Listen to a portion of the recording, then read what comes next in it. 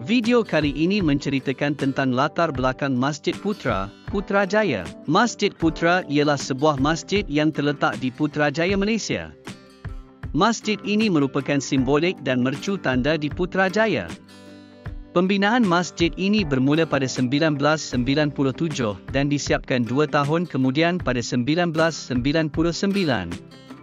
Masjid yang terletak bersebelahan dengan Perdana Putra iaitu Pejabat Perdana Menteri Malaysia dan bersebelahan dengan Tasik Putrajaya. Masjid ini dinamakan Masjid Putra sempena Perdana Menteri Malaysia yang pertama, Almarhum Tunku Abdul Rahman Putra Al-Haj. Kedudukan masjid ini bersebelahan dengan Dataran Putra dan bertentangan dengan Blok Perdana Putra. Dari masjid ini, dapat dilihat pemandangan indah Tasik Putra dan kawasan sekitarnya.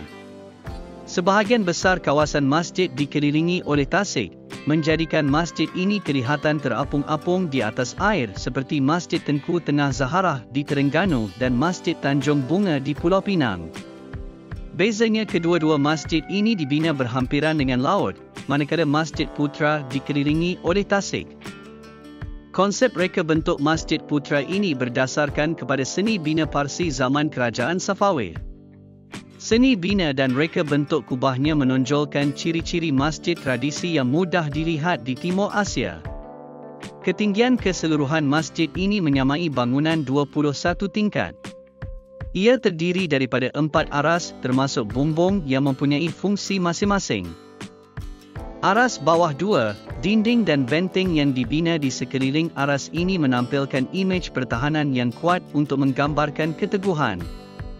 Aras ini menjadi penghubung utama kepada laluan pejalan kaki, iaitu jalan mengelilingi tasik. Di aras ini terdapat pelantar untuk para pengunjung menghayati udara nyaman dari tasik. Aras bawah 1. Bahagian ini menempatkan pelbagai kemudahan seperti auditorium yang boleh memuatkan seramai 450 orang, dewan makan untuk 400 orang dan sebuah ruang legar untuk pameran. Di sini turut ditempatkan pejabat utama Masjid Putra, 3 buah bilik kuliah, bilik pengurusan jenazah, tempat berwuduk dan bilik air serta rumah kaki tangan. Aras bawah. Aras ini membawa konsep keterbukaan. Tiang berbentuk payung di aras ini direka supaya dapat memberikan perlindungan orang ramai daripada hujan dan panas serta pengaliran udara semula jadi. Konsep ini juga bertujuan untuk menyambungkan antara saf dalam dan saf luar sekiranya jemaah terlalu ramai pada satu-satu masa. Dewan solat utama terletak di sini yang boleh memuatkan bilangan jemaah seramai 8,000 orang pada satu masa. Pintu masuknya mempunyai reka bentuk berdasarkan struktur binaan di Isfahan. Sebuah laman terbuka terbentang luas di antara ruang solat utama dan pintu masuk utama masjid. Laman terbuka ini merupakan tapak kepada menara masjid setinggi 116 meter dan dihiasi dengan kolam-kolam air dan pepohonan.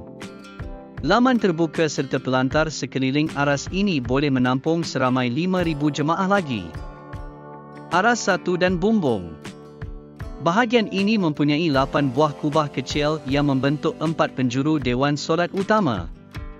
Konsep terbuka jelas kelihatan dengan adanya tingkat-tingkat besar yang dihiasi gaya rekaan yang begitu indah di sekeliling aras tersebut. Sebanyak 16 tudung konkret mengelilingi aras ini. Puncak kubah dihiasi dengan mercu tajam yang mengarah ke langit. Dewan Solat Wanita berada di aras 1 yang boleh menampung seramai 2,000 jemaah. Keempat-empat aras ini dihubungkan oleh rangkaian tangga yang bermula dari tempat wuduk utama serta 2 buah lift di kiri dan kanan pintu Dewan Solat Utama.